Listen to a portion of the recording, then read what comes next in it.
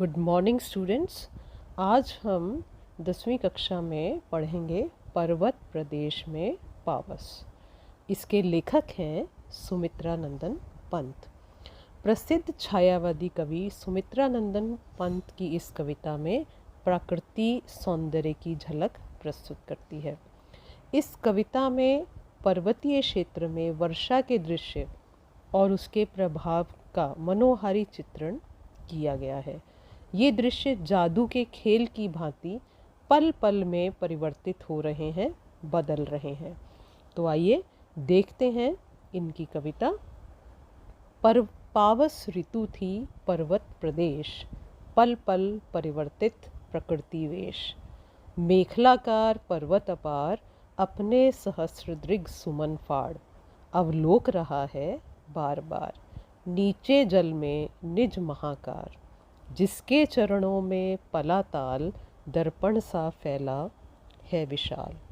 गिरि का गौरव गाकर झरझर मद में नस नस उत्तेजित कर। मोती की लड़ियों से सुंदर झरते हैं झाग भरे निर्जर। गिरिवर के उर से उठ उठकर उच्चाकांक्षाओं से तरुवर है। झांक रहे नीरव नभ पर, अभी अनिमेष अटल कुछ चिंता पर। उड़ गया अचानक लो भूधर, फड़का अपार पारद के पर। रव शेष रह गए हैं निर्झर, है टूट पड़ा भू पर अंबर।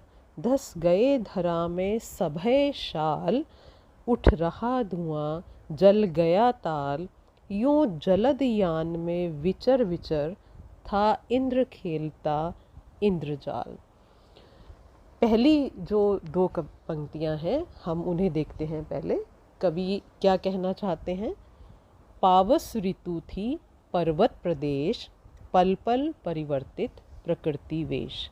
अर्थात प्रकृति का जो सौंदर्य है और वह भी पावस ऋतु का यानी वर्षा ऋतु के समय पहाड़ों में पर्वत प्रदेश में क्या सौंदर्य बिखरा पड़ता है, उसका वर्णन उन्होंने यहाँ पर किया है। ये सौंदर्य इस तरह का है कि पल पल में प्रकृति जो है अपना रूप बदल लेती है। पल पल परिवर्तित प्रकृति वेश। प्रकृति वेश यानी प्रकृति के पल पल बदलते हुए रूप का यहाँ पर उन्होंने बहुत ही सुंदर मनोरम चित्रण किया है। मेखलाकार पर्वत अपार, अपने सहस्र दृग सुमन फाड़। अब यहाँ पर मेखलाकार उन्होंने कहा पर्वतों को। करघनी के आकार की पहाड़ी ढाल पर्वतों का जो रूप है उसमें बहुत से पुष्प लगे हुए हैं। सहस्रों पुष्प हैं। सहस्र का अर्थ है करोड़ों। करोड़ों पुष्प लगे हुए हैं और वो पुष्प, वो फूल ऐसे लगते हैं जैसे वो पहाड़ की आँखें हैं। और वो आँखें क्या देख रही हैं, उस मेखलाकार पर्वत जो श्रेणी है उसके चरणों में एक ताल है, एक तालाब है। तो आगे कवि क्या कहते हैं। अवलोक रहा है बार बार, नीचे जल में निज महाकार। अवलोक रहा है यानी देख रहा है। बार बार बार बार पर्वत जो है वो क्या देख रहे हैं, अपने विशाल आकार को नीचे जल में निहार रहे हैं। तालाब का जल साफ है, स्वच्छ है और उस पारदर्शी जल में विशाल तालाब अपना प्रतिबिंब देख रहे हैं। और उस प्रतिबिंब को किसके माध्यम से देख रहे हैं, जो उनके पुष्प लगे हुए हैं, पहाड़ों पर जो पुष्प लगे हैं वो मानो उनकी आंखें और उनके माध्यम से वो अपने आकार को निहार रहे हैं। तो यहाँ पर हम देखें कि कवि ने पर्वत का मानवीकरण कर दिया है कि वह एक मानव की भांति अपने ही रूप को आईने में यानी तालाब के जल में वो देख रहा है। जिसके चरणों में पला ताल, दर्पण सा फैला है विशाल। अर्थात अपने चरणों में जो ताल है उसमें, जो कि दर्पण की भांति आईने की तरह फैला हुआ है, उसमें अपने आकार को देखकर हर्षित हो रहा है। गिरि का गौरव गाकर झरझर, मद में नस नस उत्तेजित कर। अब यहाँ झरनों की बात कह रहे हैं। अगली पंक्ति में देखिए, मोती की लड़ियों से सुंदर झरते हैं झाग भरे निर्झर। निर्झर का अर्थ है झरने, और इन झरनों की सुंदरता की बात कर रहे हैं।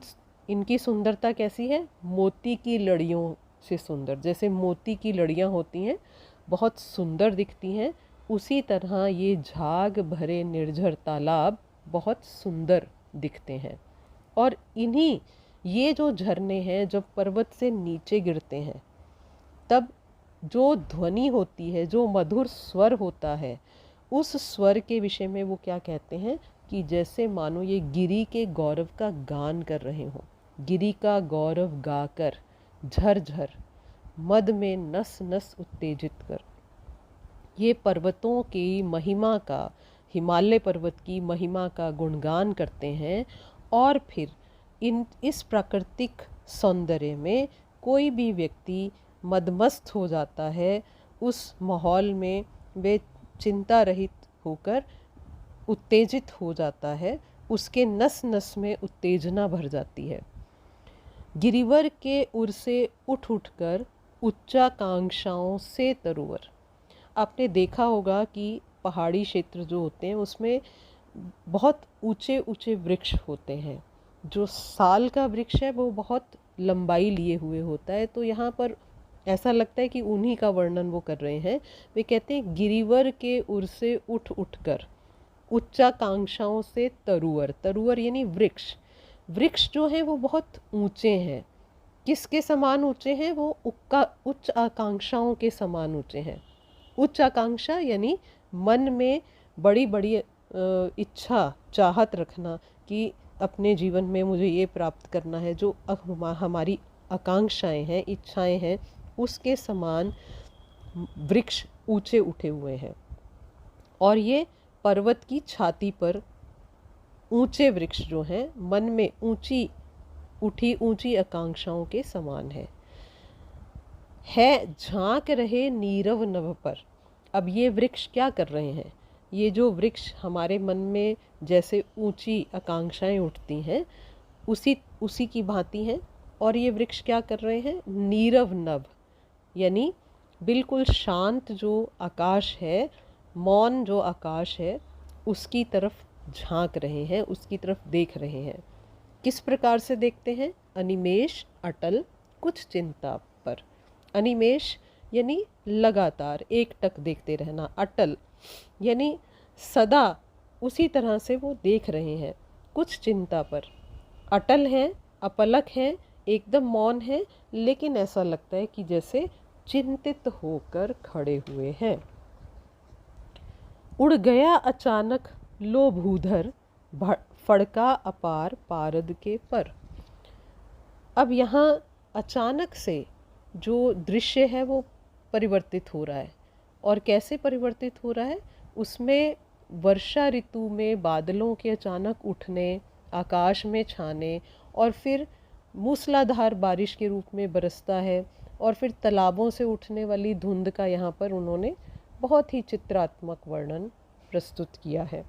वे कहते हैं उड़ गया अचानक लो भूधर। भूधर यानी पहाड़। उन्हें ऐसा लगता है कि जैसे पहाड़ उड़ गया अचानक। फड़का अपार पारद के पर यानी पंख। उसके पंख लग गए। पंख कौन से लग गए?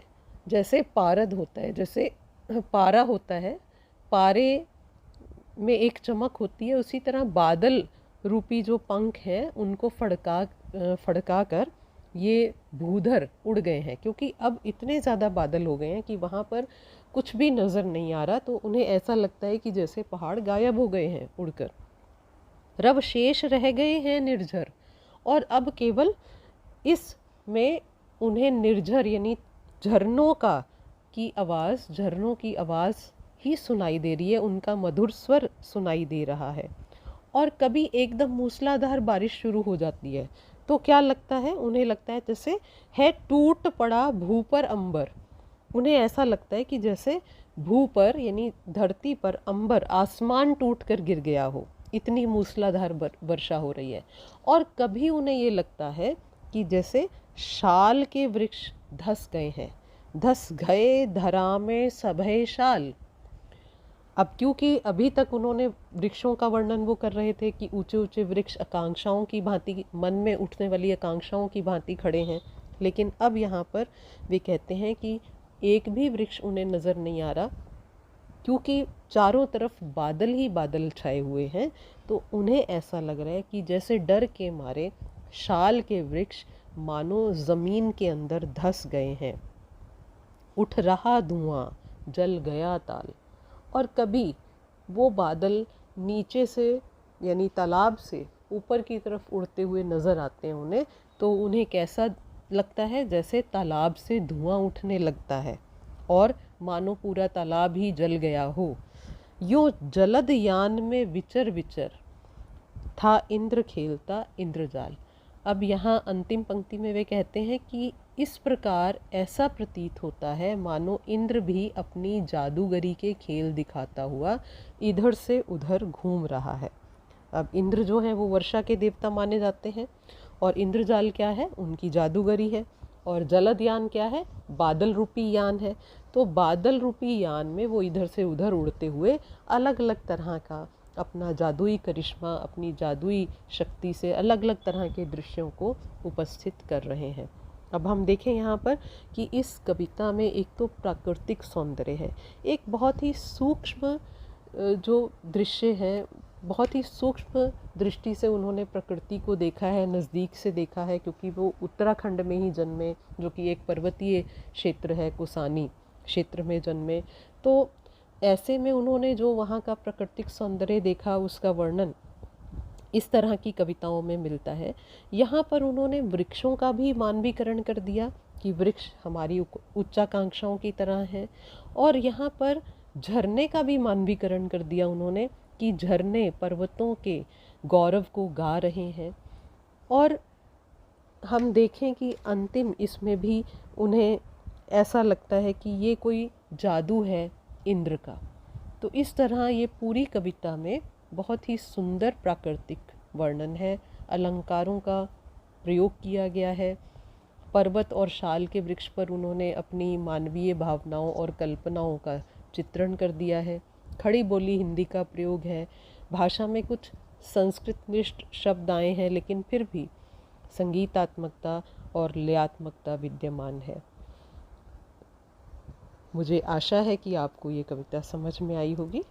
धन्यवाद।